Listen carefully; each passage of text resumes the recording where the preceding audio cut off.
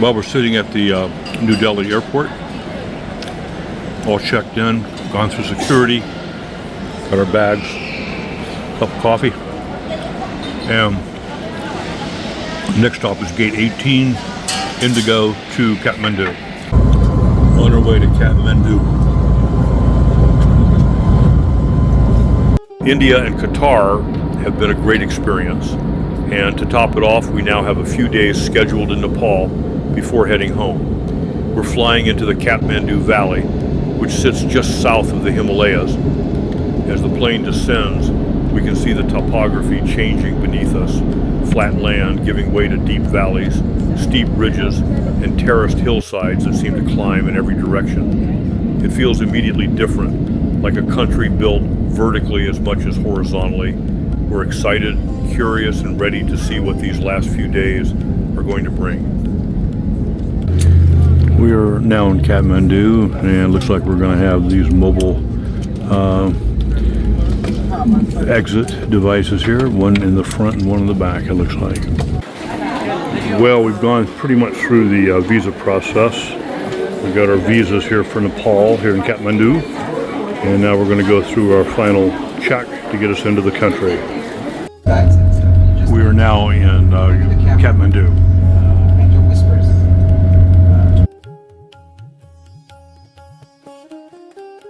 At the Bagmati River in Kathmandu, we watched a family take part in the opening steps of a traditional Hindu cremation, an event that is both deeply personal and completely public.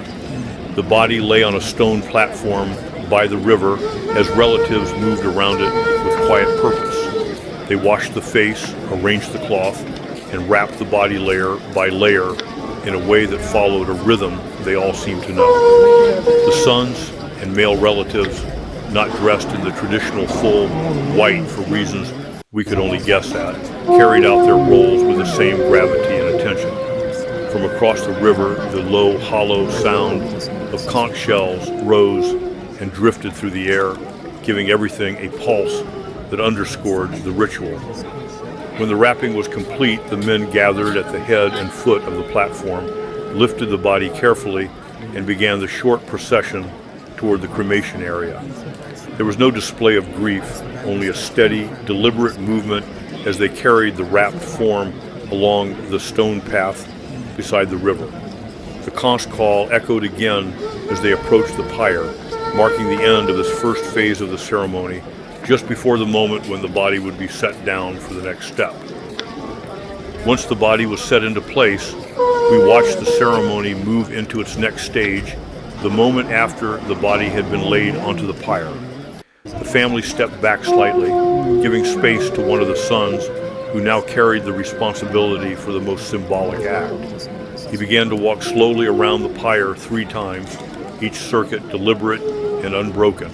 In this ritual, the 3 circles mark the final release. The first acknowledges the physical life now complete. The second recognizes the separation of the soul from the body. And the third asks for a peaceful transition into whatever comes next. As he moved, the deep call of conch shells drifted across the river, rising and fading, giving his slow steps a rhythm that matched the gravity of the moment. When the final round was done, he approached the head of the pyre.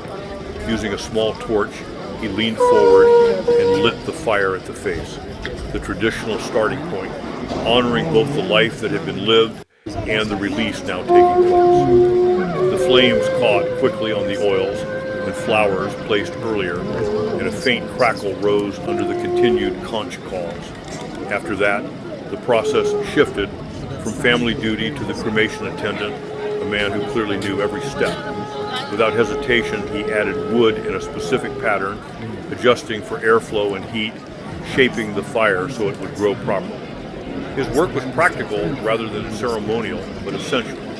Piece by piece, he built the flames higher, guiding them until they strengthened and took over the pyre. The family remained close, watching him tend the fire that would carry their loved one through the final stage of the ritual.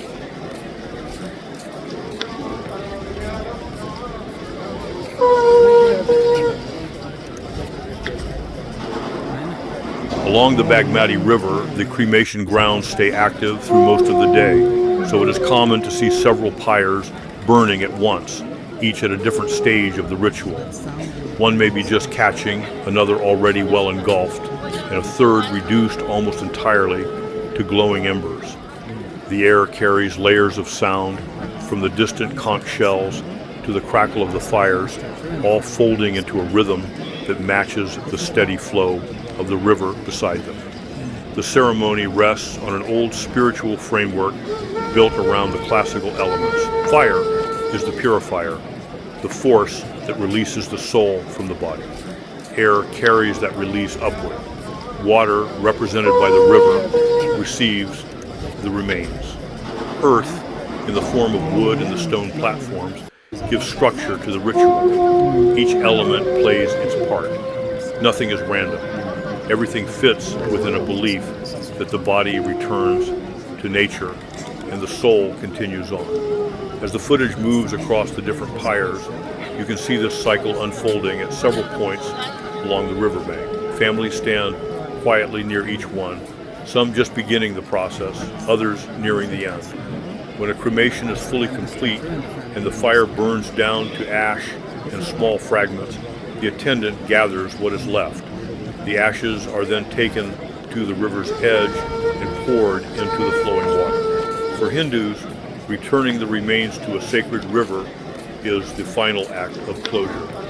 The current carries everything away, symbolizing both release and continuation, and marking the end of the ritual. Hotel Shambhala here in Kathmandu. Okay, so we are in our room, Kathmandu. This is our view, and we've gotten in here about 3 o'clock.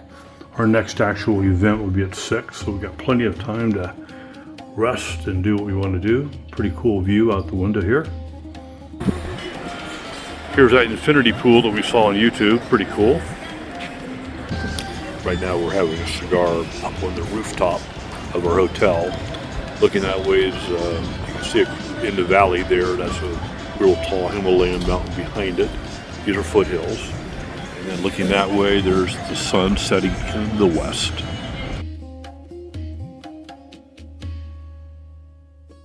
This is called ironwood. It's absolutely amazing. It's very, very tough. You think it's almost like concrete. And they use it a lot here in Nepal. No, I've never done it, yeah. And those days, women, they never had a fat belly. Yeah. You know why? Because you do it yourself. Yeah, right, exercise. And these are small. My grandmother had a big one. So she has to go like, Wow. and then they are all flat women. Yeah. Even my grandmother had 9 kids. Wow. And it's still flat. So. Flat. Wow. And these days you have 1 kid and you see the belly comes down. Yeah, Because they yeah. don't do any exercises. Yeah. Yeah. Yeah, we should have some of those stones in the U.S. We Yeah, yeah. need, we need. I'll sit over here on this side, Kim.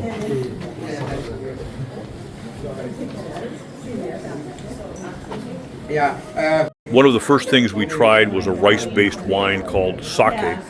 It was poured with a bit of showmanship, almost a small ritual in itself. Take some popcorn in your hand just to save like a effect of salt and the lemon.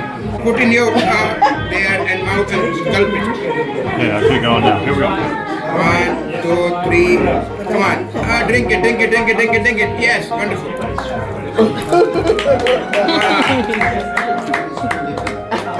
Wonderful.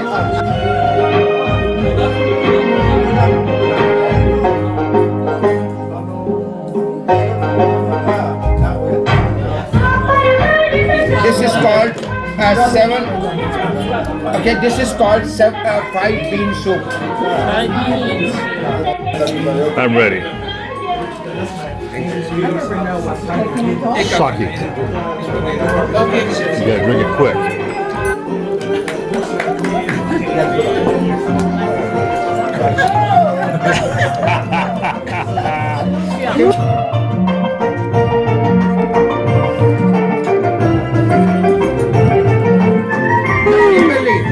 I believe that travel is not only a sightseeing. travel is also going to gastronomical experience.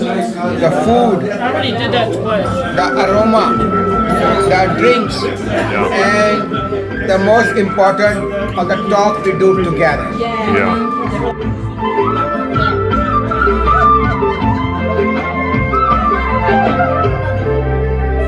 Let the whole food come. Yes, a little bit more. Yes, good. Thank you.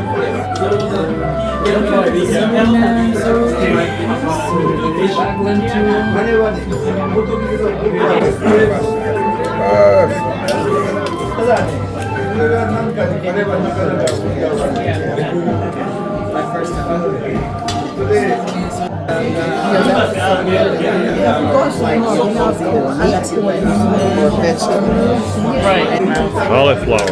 A lot of food.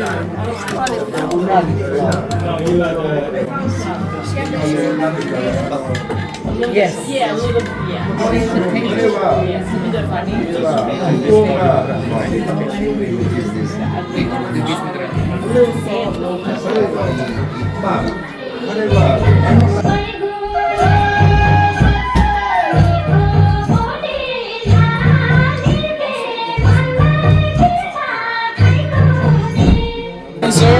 Yes.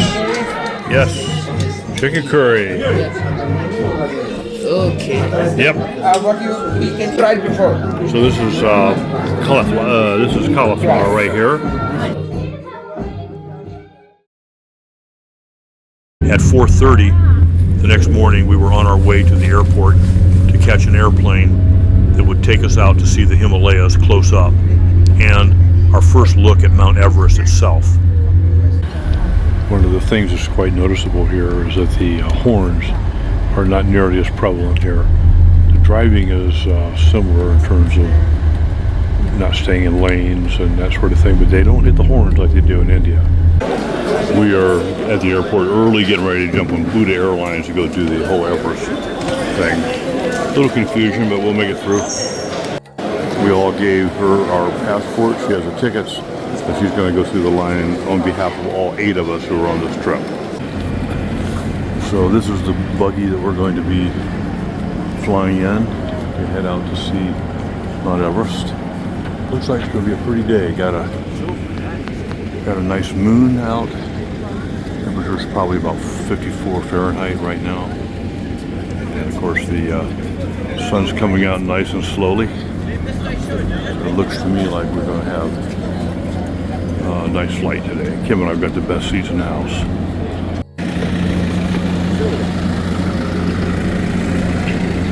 I'm right here, Kim.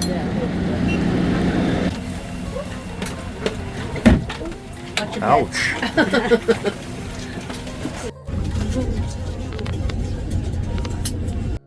Of course, one thing we hope for is that these windows will clean off as we get into the air and get a little drier air. Right now we're heading kind of northeast, east-northeast. So it looks like we're going to go to the eastern side of the mountains and then probably turn north and turn south. I'm not sure which. Kind of in this area right here. Yep. Maybe that one right there. It's above all the other ones.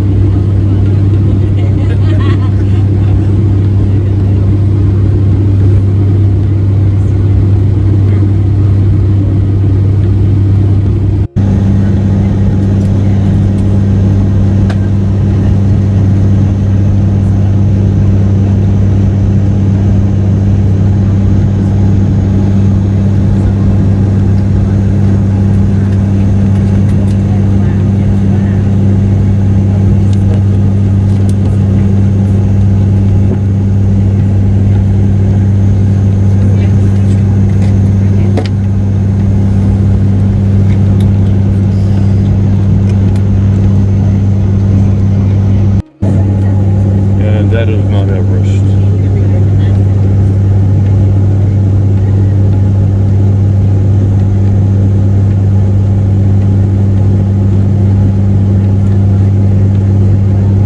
Closest I'll ever get to it.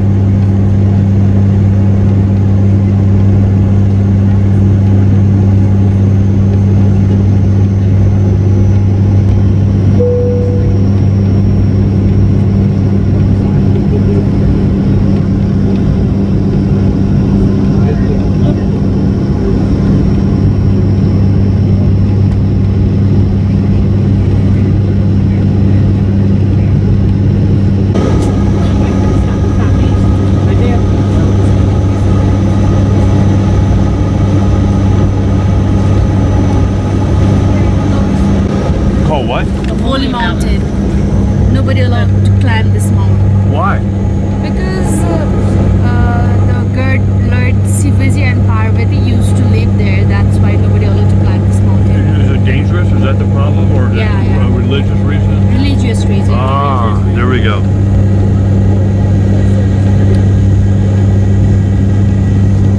The Lord Shivaji used to live there with Wow. his wife.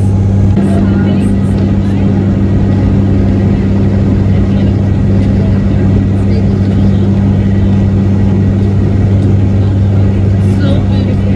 Yes,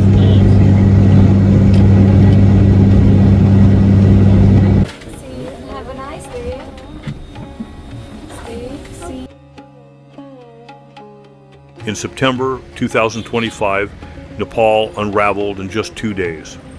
After the government banned major social media platforms, crowds of young people filled the streets. Police fired tear gas, rubber bullets, even live rounds, and the death toll climbed fast. Anger exploded.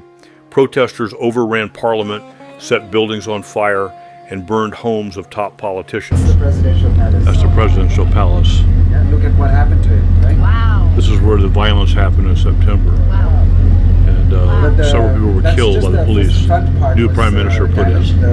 The rear.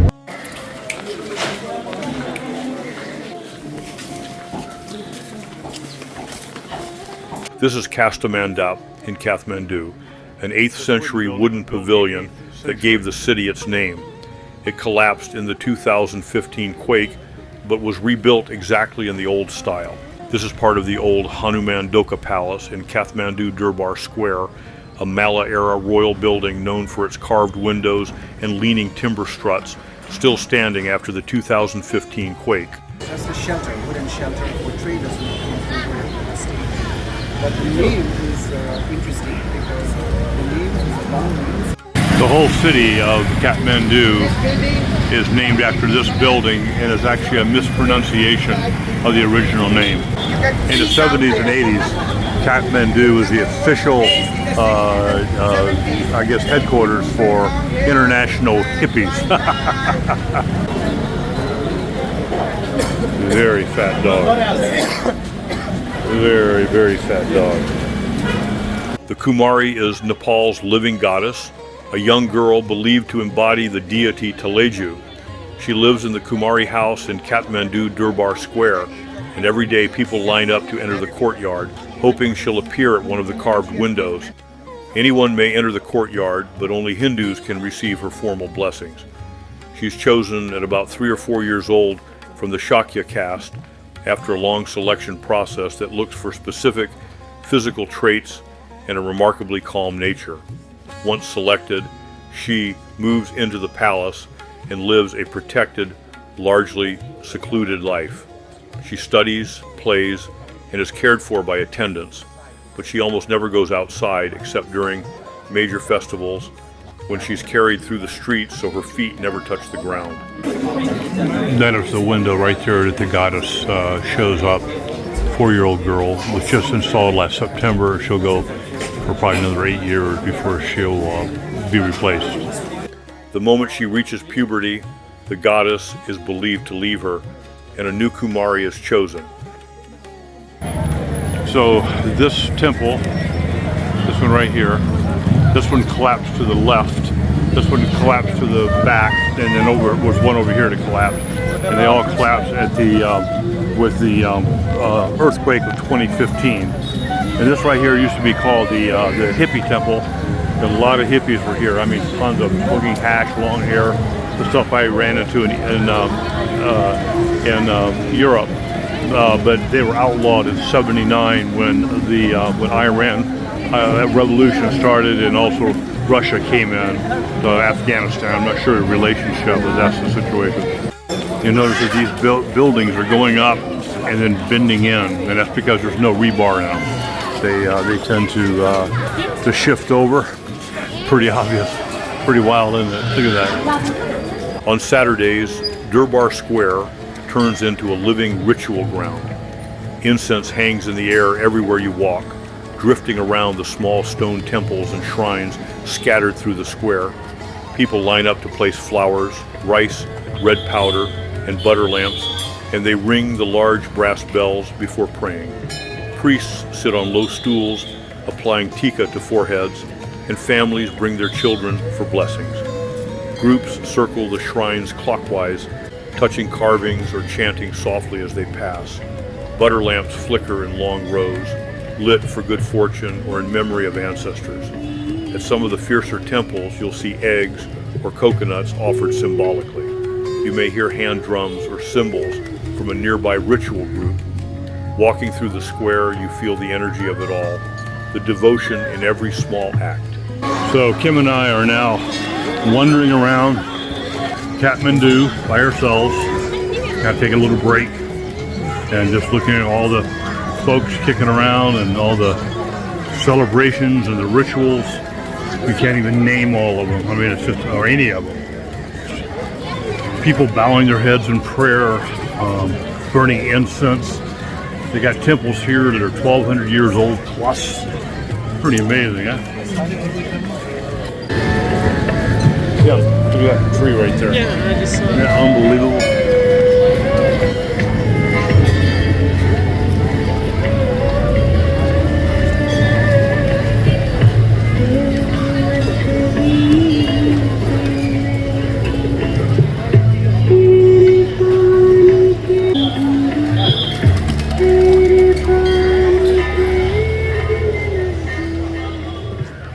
All the rocks in here are just discombobulated. This thing has withstood so many earthquakes, including the big one in 2015. And here it sits. Pretty wild.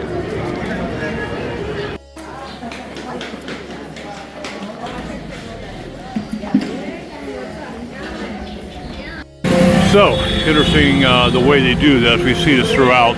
Saw it in India as well. But that's their scaffolding slash shoring while they're doing repairs, evidently. And then this is the material they're using. It's an old. In fact, you can tell it's old. It's not. This isn't that bamboo that was picked yesterday. This is bamboo that probably been in use for a long time. I'll ask Ben about that. What is that? Is that the rooster? Chicken. These guys are doomed. That is a fat Should be chicken. sit with me. One of the nice things about going with Gate 1 is there's no place to park down here. So the bus drops us off and he just orbits. He'll orbit for 45 minutes to an hour while we're walking around doing our thing, and then we come back and get back in the bus. Tremendous advantage over going with trying to navigate all this stuff by yourself.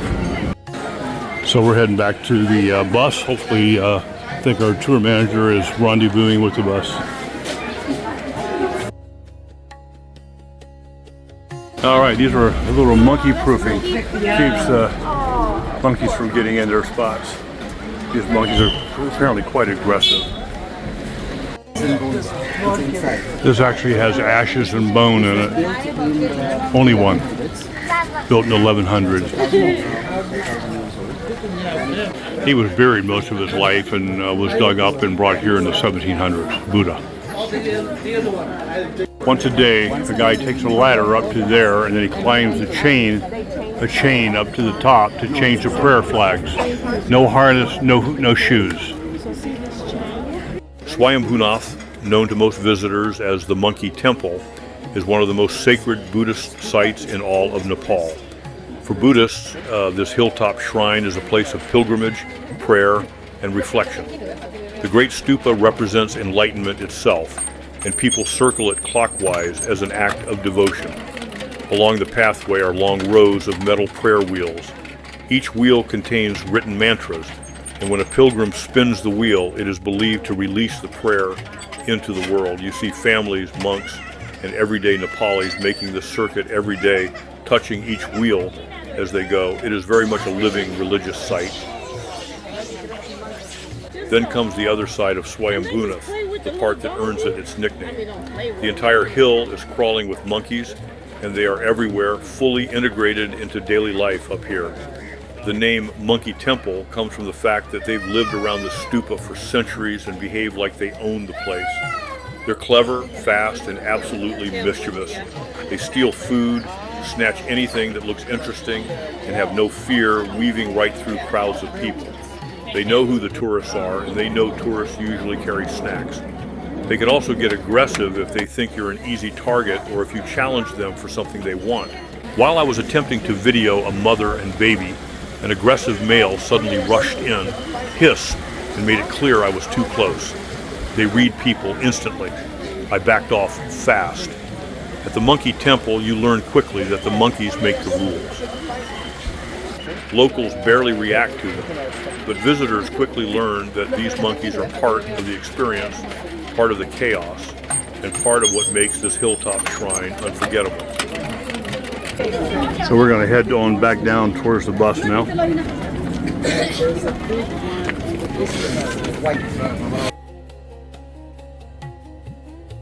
This is where they used to get their water before everything had indoor plumbing. Quite a walk down there, huh? This is called lingam. It's the phalanx of the gods. And you can put it together there as you want to. I'm not quite sure how it works, but there it is. These are palaces that kings lived in when Patton used to be an independent state up till around the mid-1700s. So there was a water buffalo that was sacrificed here in the square, and that are the intestines of the water buffalo. I've been sitting here for several months. These are all intricately carved eave supports. This whole structure during the 2015 earthquake fell, and it's been 10 years and they got it all the way up. Isn't that amazing?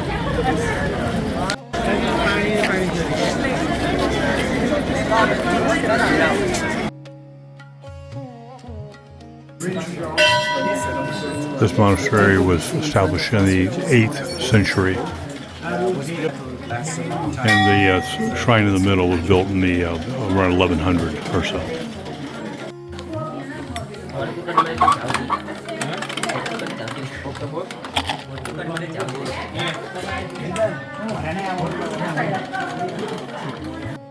In the Golden Temple of Patan, we watched the daily ritual performed by the boy priest, a tradition unique to this monastery. Nuar Buddhists select a young boy from the priestly lineage, usually around 10 to 12 years old, and he serves for 1 month before the next boy takes over. During that month, he lives at the monastery and carries out the core rituals on behalf of the community. What we saw was part of that cycle. He struck a metal plate with a mallet, a sharp percussion meant to signal the start of the prayer sequence, then rang a small handbell to call the deities and announce the offering. These actions are repeated several times during the day. The boy moved with a kind of practiced seriousness, though I also saw flashes of a 2025 teenage boy and attitude in him as he worked. It is a rare moment to witness, a blend of discipline, symbolism, and an ancient tradition that continues exactly as it has for centuries. These were results of the protests a few months ago. Burned out buildings here, government buildings that were actually torched. 17 people were actually killed before they got in an interim prime minister who is holding it now until the elections in March of next year. This is also You see the broken glass up there. burnt vehicle. And then the next building was a historic building. Unfortunately, that was also attacked because it housed the Prime Minister's office. So this had the PM's office. During the nighttime? Was also destroyed, or not destroyed, but damaged. So you guys were worried when you read? On the drive up to Hotel Mystic Mountain in Nagarkot, we wound through steep terraced farming fields carved into the hillsides. Most of these terraces grow potatoes, millet, and seasonal vegetables for the local villages. As you can see, they're using their bare. We're going up to about 6,200 feet, I think, to a hotel. So we're kind of out into a land that's almost indistinguishable from many areas in the United States, except through some pretty cool rice farms and terrace farming up here. At Hotel Mystic Mountain in Nagarkot, the place itself is impressive. The lobby opens into a bright restaurant with high ceilings, Tibetan fabrics, and wide glass walls looking out toward the hills. The rooms, the grounds, and the whole setup feel clean, modern, and built around the view. Then we stepped out onto the terrace, and that's where it really hit us. The air was cool, the timing was perfect, and we were lucky enough to get a completely clear view of the Himalayas, something that's often hidden in clouds. That mountain there is called Godishanka. Climbing is not allowed. There's a god who lives up there. Godishanka is where Shiva lives. Just for orientation, that mountain right there goes slightly to the left. There's a little mountain there with no snow on it. That mountain is in Tibet. So Tibet's very close, obviously. We sat with tea and cookies, took pictures, and just enjoyed the moment. It was calm, beautiful, and we all knew this was our last day. This was a result of the earthquake. Had to shore this thing up, keep it from coming down. That gate fell down there. Took 16 seconds. This wall fell down during the earthquake. That's right there, fell down. And I believe this fell down. So these have all been rebuilt in the last 10 years. China did a big part of actually rebuilding this thing, Adopt a Monument program.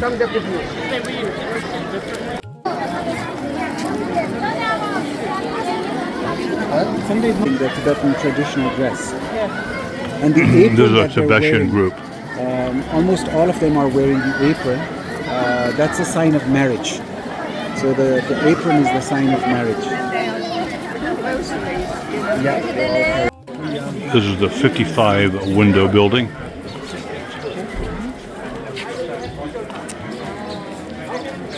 It was a short walk from Bhaktapur Durbar Square to Talmadi Square, where the 5-tiered Nyatapola temple towers above everything, guarded by its famous stone figures up the long staircase. Lower level, or you can go first floor. You can have nice, fantastic view, 360 degree. They have got very nice beer, and plus, if anybody want to drink nice drink, it's called lassi. Anybody have got lassi in this building? Okay. Hold on. Yeah. Hold on. No, inside, downstairs. Yeah, it's a 2-story restaurant. We are following Ben up to a place where they sell genuine daggers. Kim and I are going to take a look at that, and they know where the right ones are. We stopped in a small workshop near Talmadi Square to see how real Nepalese kukris are made. The walls were lined with blades and carved scabbards, and a video showed craftsmen forging them by hand. So we are in Nepal, and we bought a real kukri And this is handmade, and it's right on the basis of the way they did it in World War I, and we're pretty happy about that. The kukri has a long history with the Gurkhas, known for its curved shape and strength. We picked out a genuine one made by the family here in the shop.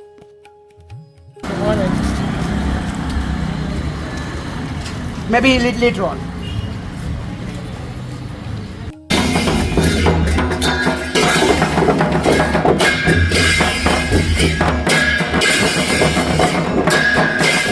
We took a table on the second level of Cafe Harati, overlooking a narrow, quiet street on the opposite side of the temple.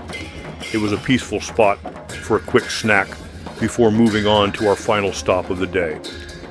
So while we are here in the square, we've been recommended to go to this place, which is pretty amazing. We are sitting down up here, looking out over the buildings of this city. Basically, this is about my third coat while over here in India. I'm not really a coat guy, but Kim's having a beer and it's just so early in the day and I fall asleep. So I'm going to go with the coat. This will likely be my last coat for a long time.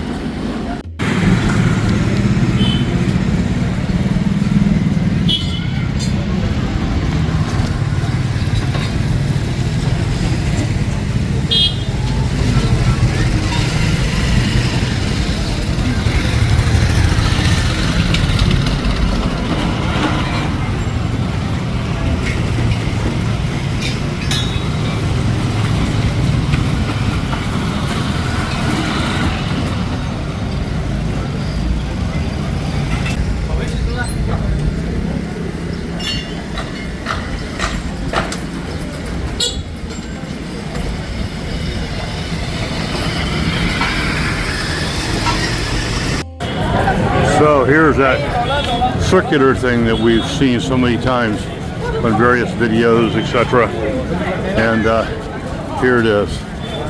I've been wondering about that.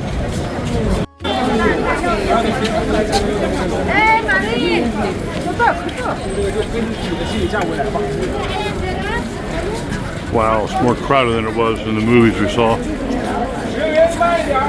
Before walking the circle at Buddhanath, we ducked into a small workshop that sells genuine Himalayan healing bowls.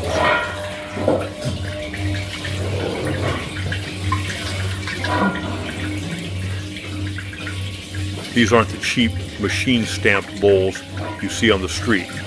The real ones are hand-forged from a blend of 7 metals, each layer hammered and shaped by craftsmen who tune the bowl as they go. That's why a true singing bowl will hold a single pure tone for a long time, almost vibrating through your hands.